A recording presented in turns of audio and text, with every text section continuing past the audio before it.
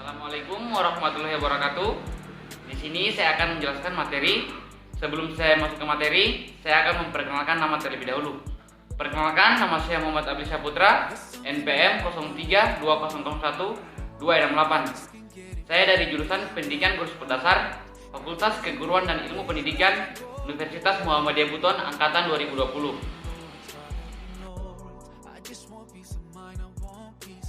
Oke, kita masuk ke pembahasan yang pertama, yaitu pengertian Islam.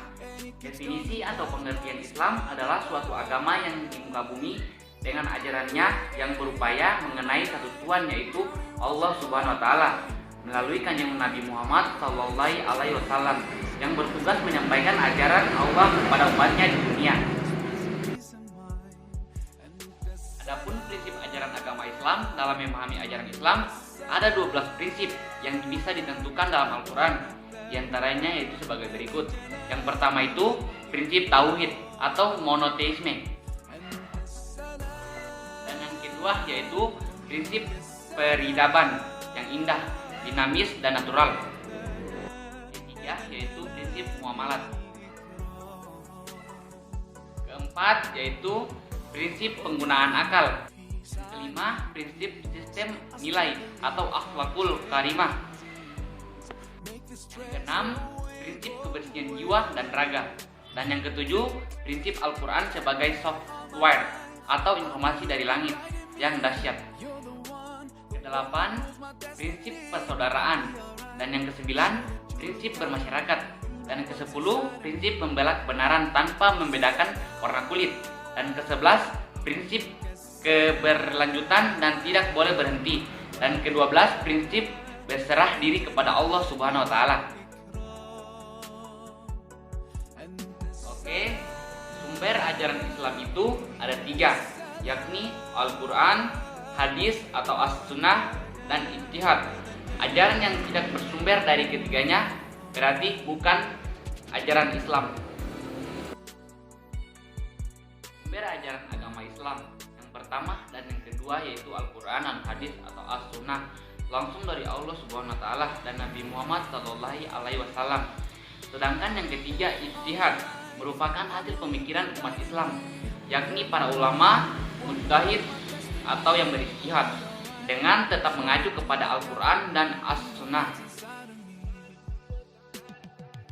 Oke, yang pertama itu sumber ajaran Islam Al-Quran.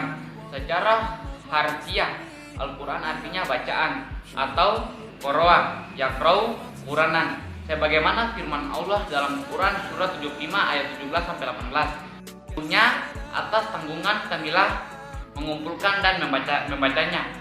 Jika kami telah selesai membacakannya, maka itulah bacaan itu. Al-Quran adalah kumpulan wahyu atau firman Allah yang disampaikan kepada Nabi Muhammad SAW, berisi ajaran tentang keimanan atau akidah, tauhid atau iman, peradaban, syariat, dan budi pekerti atau akhlak. Dan yang kedua, sumber ajaran Islam hadis atau as-sunnah. Hadis disebut juga as-sunnah. Sunnah secara bahasa berarti adat istiadat atau kebiasaan. Sunnah adalah segala perkataan, perbuatan, dan penetapan atau persetujuan serta kebiasaan Nabi Muhammad SAW. Penetapan atau takrir adalah persetujuan atau diamnya Nabi Sallallahu Alaihi Wasallam terhadap perkataan dan perilaku sahabat. Kedudukan as-sunnah sebagai sumber hukum Islam dijelaskan Al-Quran dan sabda Nabi Muhammad Sallallahu Alaihi Wasallam. Demi Tuhanmu, mereka pada hakikatnya tidak beriman, sehingga mereka menjadikanmu Muhammad sebagai hakim terhadap perkara yang mereka perselisihkan. Lalu mereka tidak merasa berat hati terhadap putusan yang kamu berikan, dan mereka menerima sepenuh hati. Quran surat 4 ayat 65. Sunnah merupakan penafsir sekaligus juklak atau petunjuk pelaksanaan. Al-Quran sebagai contoh, Al-Quran menegaskan tentang kewajiban sholat dan berbicara tentang ruku dan sujud. Sunnah atau hadis Rasulullah yang memberikan contoh langsung bagaimana salat itu dijalankan, mulai dari takbiratul ilham atau bacaan Allahu Akbar sebagai sebagai pembuka salat dan iftitah, bacaan Al-Fatihah, gerakan ruku, sujud, hingga bacaan tahiyat dan salam. Dan yang ketiga itu sumber ajaran Islam ijtihad. Secara bahasa, ijtihad artinya usaha sungguh-sungguh yang dilakukan para ahli agama atau ulama untuk mencapai suatu putusan atau kesimpulan hukum syarah atau syariat Islam mengenai kasus yang penyelesaiannya belum tertera dalam Al-Quran dan Sunnah. Dan penjelasan terakhir yaitu membangun paradigma di kehidupan modern. Membangun paradigma yang sangat penting bagi kehidupan modern.